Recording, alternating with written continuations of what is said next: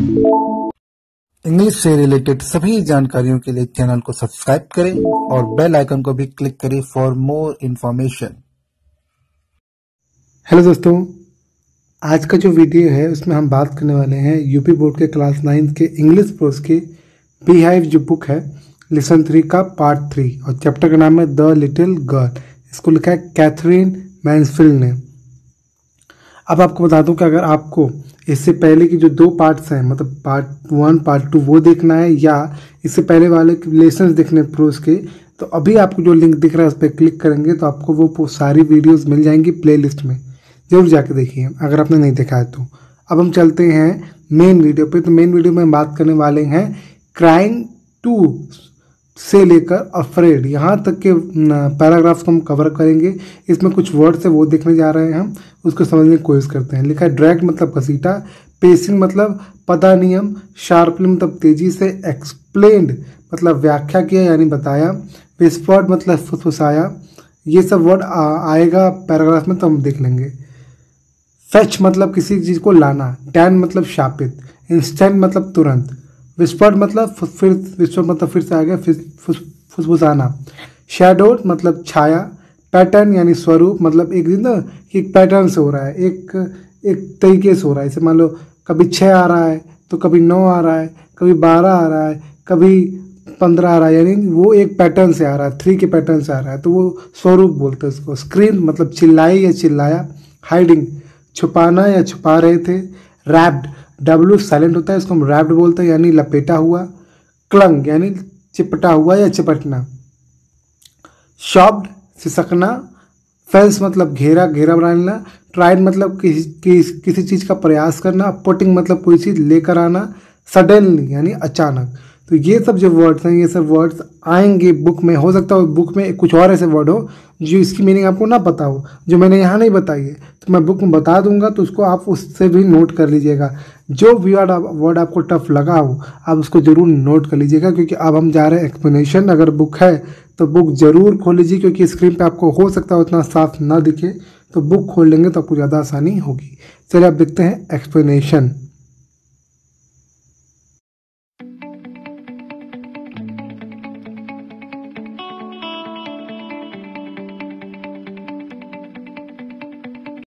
Friends, जो हमें part पढ़ना है वो पढ़ना है 7th पार्ट हम देखने जा रहे हैं।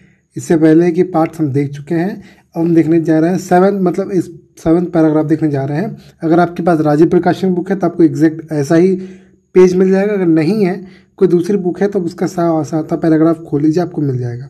क्या लिखा है?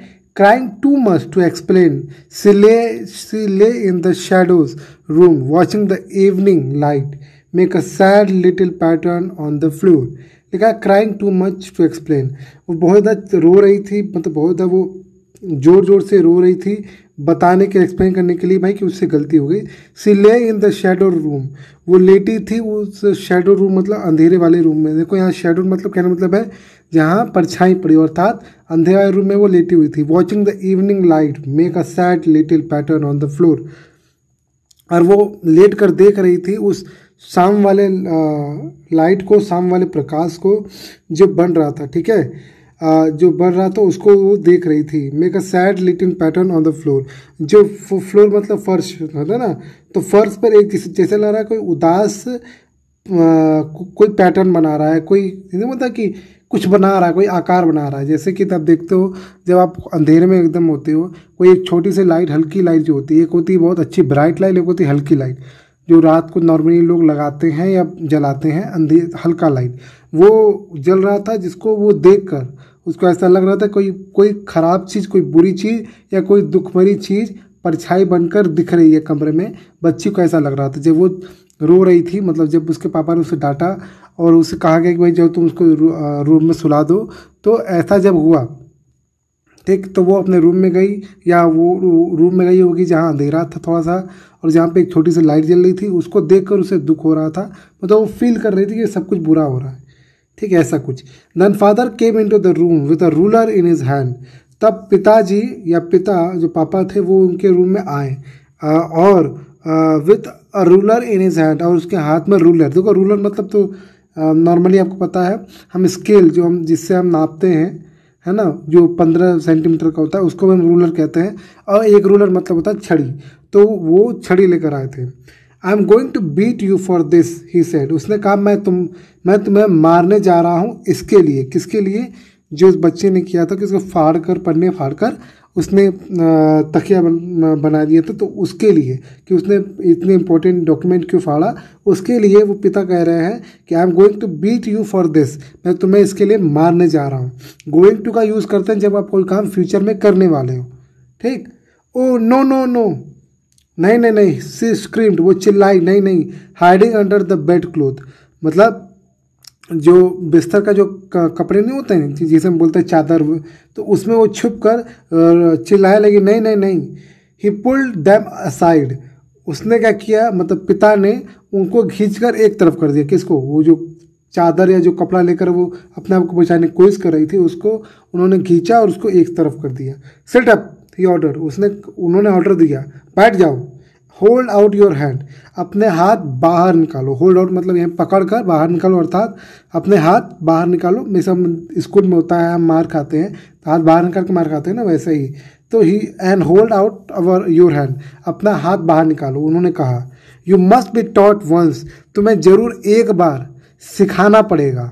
मतलब इसमें होता है कि तुम्हें बताना पड़ेगा, तुम बहुत गलतियाँ करती हो। जैसे हमारे घर में छोटे बच्चों के साथ यही होता है ना, हम सब करते हैं ऐसा, बोलते हैं कि गलती दोबारा ना हो इसलिए तुम्हें पनिशमेंट देना पड़ेगा। तो ठीक वैसे ही है, you must be taught once, तुम्हें एक बार सिखाना पड़ेगा। And for all not to touch what does not belong to you, और ये बताने के लिए भाई, ये सिखाने के लिए, वो सब चीज़ सिखाने के लिए कि तुम वो कोई भी चीज़ टच मत करो जो तुम्हारी नहीं है।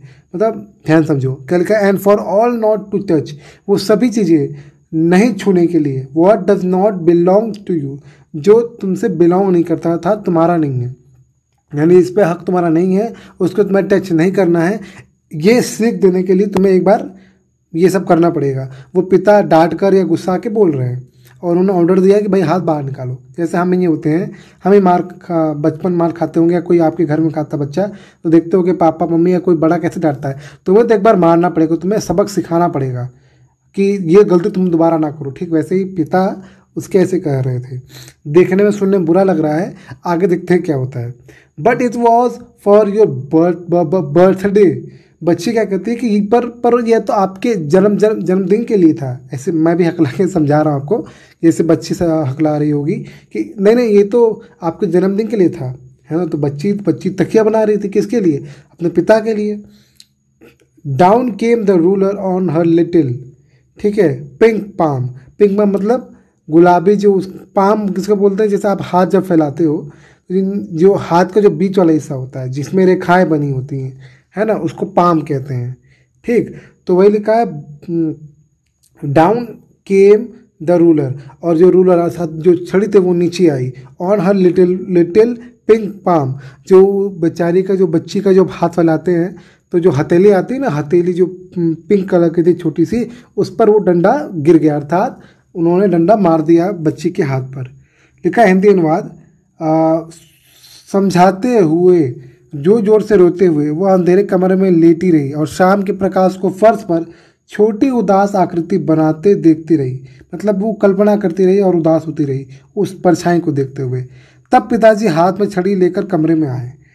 मैं इसके लिए तुम्हें पीटने जा रहा हूँ, उन्होंने कहा। अरे नहीं नहीं, वह बिस्तर के कपड़ों में छुपते हुए चीखी। उन्होंने उन्हें एक और खींचा। किसको? उस कपड़ों को। उतर जाओ, उतर बैठो, उन्होंने आदेश दिया, और अपने हाथ को आगे बढ़ाओ। तुम्हें अच्छी तरह समझाया जाना चाहिए कि जो चीज़ तुम्हारी नहीं है उसे नहीं छूना चाहिए। लेकिन यह तो आपके जन्मदिन के लिए था। छड़ी नीचे उसकी छोटी गुलाबी हथेलियों पर पड़ी। ठीक, अर्थात उसको मार पड़ गई। अब देखते हैं आगे। अब आगे क्या होता है। अब नॉर्मली जब आपके पापा मारते हैं तो या तो आपकी मम्मी या तो आपके दादा दादी कोई ना कोई आता है आपको सांत्वना देने कि कोई बात नहीं बेटा, तुम्हारी गलती थी, पापा गुस्से में थे, मार दिए, ऐसा दोबारा मत करना, ऐसा होता है ना। अब वही होने वाला है। देखिए, अवर लेटर, कुछ घंटों बाद, अवर्स लिखा है तो कुछ घंटों बाद, when grand mother had wrapped her in a shawl, जब दादी माँ ने उसे किसे उस बच्ची को रैप कर लिया, मतलब लपेट लिया एक शॉल में। शॉल पता है ना, जो हम ठंडियों में औरत लोग नॉर्मली लेती, कोई भी लेता है, औरत भी लेते हैं और मर्द भी लेते हैं, दोनों लेते हैं। तो शॉल होता है जो हम ठंड में चादर टाइप का होता है, मोड़ते हैं। And rocked her in a rocking chair, और क्या किया, रॉक्ड मतलब यहाँ रॉक्ड मतलब एक तरीके से उसको निपटा कर उसे झुलाया, ठीक है। Her in a rocking chair, the child clung to her soft body. Clung मतलब यहाँ मतलब है एकदम लिपट जाना, एकदम सट जाना। तो जो बच्ची थी वो उससे एकदम चिपक गई, यानी कि सपोज करो कि एक झूलने वाली कुर्सी होती है ना, तो जो इधर उधर घूमती रही आगे पीछे, मान लो उस पर दादी माँ बैठी होंगी, अब बच्ची को रैप करके, छोटी बच्ची को रैप करके उन्होंने उसको गोदी लिया होगा और वो अपने साथ उस कुर्सी पर बैठ कर उसको झुला रही होंगी। और जो बच्ची थी, the child clung to her soft body, और जो बच्ची थी वो उनके साथ कैसे करो कि वो गोदी में लेकर चिपकी हुई बच्ची साथ में झूल रही थी, ठीक। What did God make fathers for, है ना। उन्होंने शी सॉफ्ट मत सॉफ्ट नॉर्मली यूज होता है जब आप सिसकते हो, खिसक के कोई बात कहते हो तो रो कर। तो वो दादी से पूछ रही है बच्ची कि पापा लोग को भगवान ने क्यों बनाया, मतलब ये जो पापा लोग मारते हैं या गुस्सा करते हैं, तो पापा लोगों को भगवान ने क्यों बनाया। Here's a clean hankie darling, ये दादी माँ कहती हैं कि ये लो साफ हैंकी, अर्थात रुमाल लो, साफ रुमाल। डार्लिंग मतलब प्रिय बोलते हैं या प्यारी, तो ये लो साफ रुमाल प्यारी। ब्लो योर नोज, अपने रुमाल अपने नाक पोंछ लो, क्योंकि नॉर्मली क्या होता है जब छोटे बच्चे रोते हैं तो उनके नाक बहने लगते हैं, तो वही ब्लो योर नोज, अपने नाक पोंछ लो। गो टू स्लिप, है ना, जाओ बेटा जाओ सो जाओ, ठीक है। गो टू स्लिप पेट, यहाँ पेट मतलब यूज़ हुआ है कि जब हम अपने, जैसे कोई जानवर होता है, जानवर जो हम अपने घर में पालते हैं उसको पेट बोलते हैं, लेकिन यहाँ पेट मतलब है कि जो तुम, मतलब मैं तुम्हें पालती हूँ, तुम मेरी सबसे नज़दीक हो, तुम मेरी प्यारी हो। तो पेट मतलब यहाँ मतलब ये है कि गो टू स्लिप पेट, मतलब बच्ची जो तुम मेरी बहुत प्यारी हो, तुम जाओ सोने के लिए। You will forget all about it in the morning, तुम ये सब भूल जाओगी सुबह को, अर्थात जो सुबह होगी तुम ये सब भूल जाओगी, ठीक। I tried to explain to father but he was too upset to listen tonight. I tried to explain, ये दादी माँ कह रही हैं, आई ट्राइड टू एक्सप्लेन, मैंने प्रयास किया समझाने का, बताने का, टू फादर, पिता को, अर्थात पिता को बताने का प्रयास किया कि भाई वो जो उसने फाड़ा वो तुम्हारे बर्थडे के लिए था। पिता को मैंने समझाने की कोशिश की, बट लेकिन ही वॉज टू अपसेट, पर वो बहुत ज़्यादा दुखी थे या नाराज थे कह सकते हो। टू लिसन टू नाइट मतलब आज मेरी बात सुनने के लिए बहुत ज़्यादा दुखी थे, अर्थात वो मेरी बात नहीं सुन रहे थे, ठीक है। वो बहुत ज़्यादा गुस्से में थे, बहुत ज़्यादा दुखी थे। But the child never forget, पर जो बच्ची थी वो कभी नहीं भूली। कौन सी बात, कि पिता ने उसे छड़ी मारी थी। ऐसा कई बार होता है कि कभी कभी क्या होता है, जब हम बड़े लोग छोटों को कभी कभी कुछ ज़्यादा ही मार देते हैं तो उनके दिमाग में वो बात बैठ जाती है, एक डर बैठ जाता है, एक गुस्सा बैठ जाता है कभी कभी कि भाई इन्होंने मुझे मारा था, ठीक है। क्योंकि नॉर्मली हम बड़े होकर अपनी गलती नहीं निकालते, वो तो छोटे हैं। हम जब बड़े होते हैं, हम कोई गलती करते तो हम खुद अपनी गलती नहीं जल्दी मानते हैं, बहुत फंस जाएंगे जब हर जगह से, तब अपनी गलती मानते हैं, है ना। हम कई बार ऐसा होता है कि मान लो कभी कभी क्या होता है कि आपका किसी झगड़ा हो गया, आपके मान लो अपनी बहन से झगड़ा हो गया, या मान लो आपका किसी से झगड़ा हो गया, तो आज भी हम अपनी बात मानते, अब कहते हैं कि हम सही हैं वो गलत है, ठीक है। तो हम तो इतने बड़े हो गए तब हम ऐसा कहते हैं। फिर बाद में जब थोड़ा शांत होता है लगता है यार नहीं, मैं गलत था या मैं गलत थी, और मेरी गलती ज़्यादा थी उसकी गलती कम थी, लेकिन उस समय या ओवरऑल हम नॉर्मली अपनी गलती नहीं दिखाते हैं। तो ये तो बच्ची थी, ठीक है।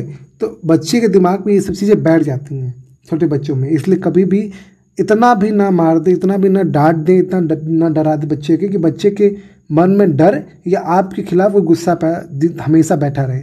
इसलिए अगर आप किसी बच्चे को समझाने के लिए, कुछ करने के लिए अगर डांटते हो या कभी कभी हाथ उठा देते हो, तो कोशिश करो कि उससे थोड़ा प्यार से भी बात करो, ताकि उसको पता चले कि भाई आप गुस्से भी होते हो तो आप प्यार भी करते हो। तो ये बहुत अच्छा चीज़ इस स्टोरी में आपको पता चलेगा।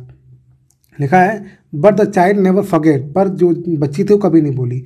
Next time she saw him she quickly put both hand behind. अब देखो यही होता है, जब कोई किसी को बहुत ज़्यादा डरा देता है तो ये होता है कि कभी जो उसके सामने आता है तो वो डरने लगता है। तो ठीक वैसे यहाँ हुआ है। नेक्स्ट टाइम, अगली बार, शी सॉ हिम, मतलब जब उसने उसे देखा अर्थात अपने पिता को देखा, she quickly put both hand behind, उसने तुरंत अपना हाथ, दोनों हाथ पीछे कर लिया, हर बैक, अपने पीठ की तरफ, अर्थात अपने पीठ की तरफ दोनों हाथ पीछे कर लिया कि भाई क्या पिता फिर न मार दे। And a red colour flew into her cheeks, और जो उसके गाल थे, चिक्स मतलब गाल होते हैं, उसके गाल थे वो पूरी तरीके से लाल हो गए, अर्थात वो चाहे गुस्से में या डर के मारे, उसके नॉर्मली बहुत ज़्यादा डर जाते हो या बहुत गुस्से होते तब आपके गाल लाल हो जाता है। तो ठीक वही चीज़ है, क्योंकि आपके जो ब्लड्स हैं वो सर्कुलेशन होने लगते हैं, गर्म होने लगते हैं, और गर्म होने के कारण आपका गाल जो होता है वो लाल हो जाता है। तो वही लिखा है कि उसने जब दोबारा उसको दिखा, अर्थात अपने पिता को देखा, उसने तुरंत अपने हाथ पीछे कर लिया और उसका जो गाल था वो एकदम लाल हो गया। लिखा घंटों बाद जब दादी माँ ने उसे शॉल में लपेट लिया और झूलने वाली कुर्सी पर झुलाया तो बच्ची उनके कोमल शरीर से लिपट गई। भगवान ने पिताओं को किस लिए बनाया, मतलब पिता जो लोग होते हैं उनको क्यों बनाया, मारने के लिए? वह सुबकते हुए रोई। लो ये साफ रुमाल प्यारी, अपनी नाक साफ करो, सो जाओ प्रिय, तुम सुबह को इसके बारे में सब कुछ भूल जाओगी। मैंने पिताजी को समझाने की कोशिश की थी, लेकिन वे रात को इतने गुस्से में थे कि कुछ सुनना नहीं चाहते थे। लेकिन बच्ची कभी नहीं भूली। अगली बार जब उसने देखा, उन्हें देखा, अर्थात पिता को देखा, तो उसने तेजी से अपने दोनों हाथ अपनी कमर के पीछे रख लिए और उसके गालों पर लाल रंग फैल गया।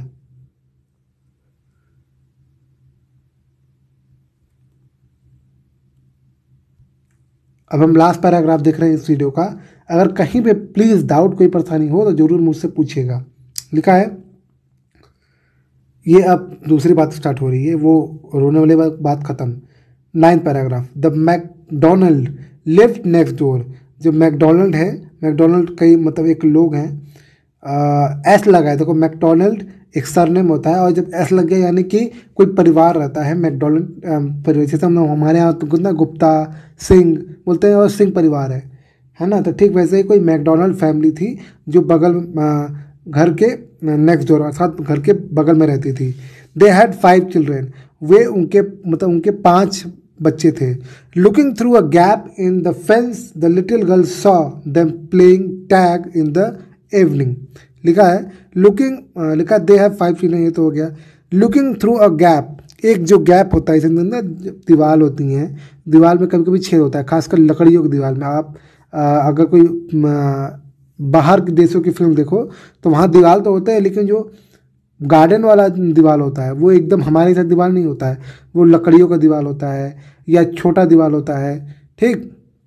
तो उसमें छोटे छोटे छेद बन जाते हैं। तो वही लिखा था looking through a gap in the fence, वो जो गैप जो छोटा सा छेद बना हुआ था फेंस में, उस दीवार में। The little girl saw them playing tag in the evening. Tag क्या होता है? पकड़ा, जो हम पकड़म पकड़ाई नहीं खेलते हैं शाम को, पकड़ो इसको पकड़ो उसको पकड़ो चोर बनाओ, तो वही इसको ही इंग्लिश में टैग कहते हैं। तो वो खेल रहे थे सभी बच्चे जब उसने इवनिंग में देखा। The father with the baby Mayo on his shoulder, जो पिता थे मतलब वो परिवार, वो जो दूसरा परिवार था मैकडोनल्ड परिवार, वहाँ पे जो पिता था वो बेबी माओ को अपने शोल्डर पर अपने कंधों पे रखा था। 2 little girl hanging on his coat pocket, दो जो उसकी 2 बेटियां थी वो हैंगिंग, वो लटक रही थी on to his coat pocket run around. 2 बच्चियां उसके पॉकेट को पकड़कर चारों तरफ मतलब झूल रही थी। And round the flower bed, और मतलब कि फूलों के बने हुए बेड से, अर्थात फूलों के बने हुए जो गार्डन था उस पर वो घूम रही थी।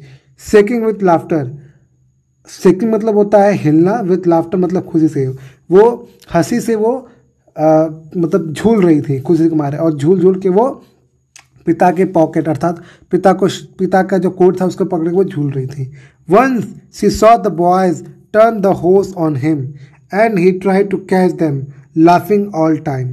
तो क्या लिखा है? वंस सी सॉ, एक बार जब उसने देखा, ठीक है, turn the hose on him, जब उसने एक बार देखा जो लड़के थे, वो जो लड़के थे वो उनको पकड़ रहे थे, and he try to catch them laughing all the time, ठीक है। और जो आदमी था अर्थात जो पिता था वो हंसते हुए उनको पकड़ने की कोशिश कर रहा था। जैसे टैग में होता है कि एक आदमी को दूसरे आदमी को पकड़ना होता है, तो जो लड़के थे वो भाई वो भाग रहे थे और जो पिता था अपने बच्चियों के साथ उनको पकड़ रहा था, ठीक है।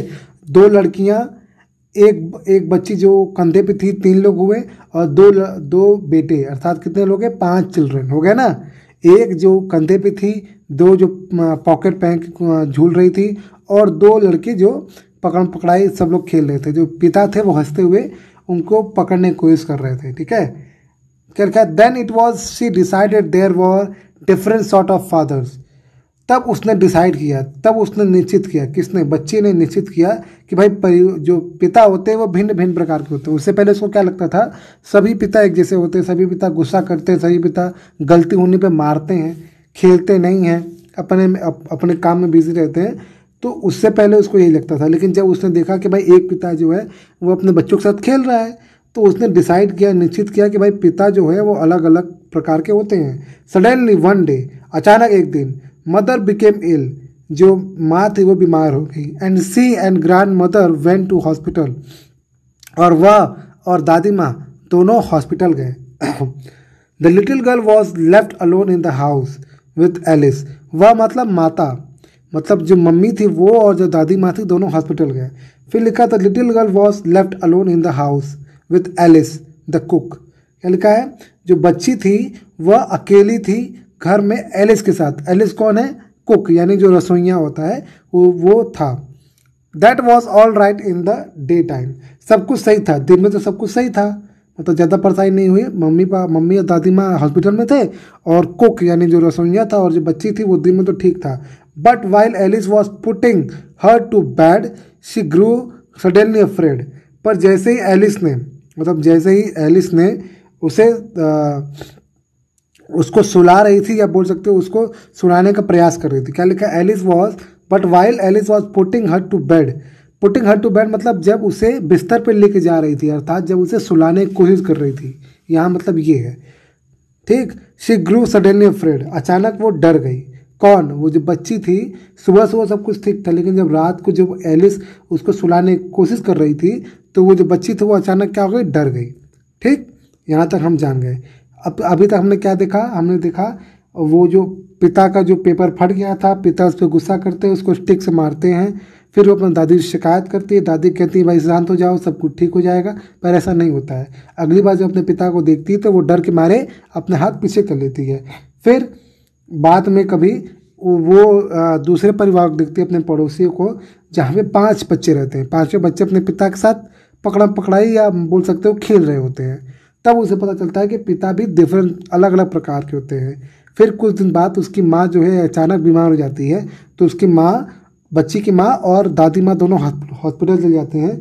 तो वह और एलिस यानी जो कुक थी वो ही घर में थी, यानी जो रसोइया या रसोई बोल सकते हो, रसोइया दोनों, सब कुछ सही था, दिन में सब कुछ सही था। लेकिन जैसे ही रात हुआ और जब एलिस ने उसे सुलाने की कोशिश की या सुला रही थी, वो अचानक डर गई। कौन, बच्ची, ठीक। हिंदी अनुवाद देखते हैं।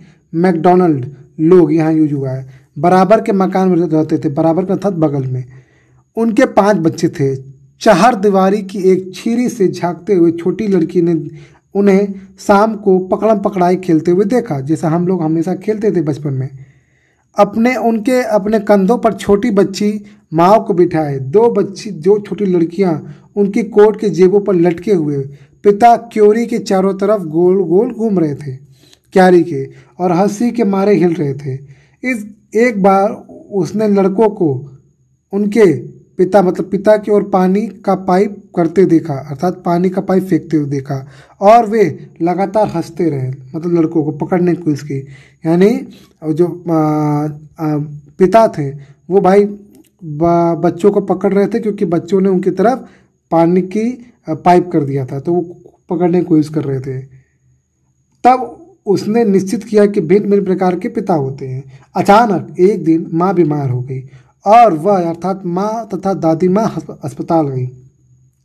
छोटी लड़की खाना बनाने वाली एलिस के साथ घर में अकेली रह गई थी। एक दिन में तो सब कुछ ठीक था, लेकिन जब एलिस उसे सुला रही थी वह अचानक डर गई। ठीक है, तो ये है इस थर्ड पार्ट का जो आपने वीडियो देखा उसका लास्ट पैराग्राफ, उसका हिंदी एक्सप्लेनेशन। अगर कहीं पे कोई डाउट परेशानी है तो मुझसे कमेंट बॉक्स में आप जरूर क्वेश्चन पूछिए। कोई और चीज़ चाहिए आपको इंग्लिश से रिलेटेड तो आप मुझसे पूछ सकते हो, मैं आपको देने की कोशिश करूंगा। अगर वो अभी नहीं मैंने बनाया है तो मैं बाद में बनाने की कोशिश करूंगा, ज़रूर आपको वो वीडियो देने की कोशिश करूँगा।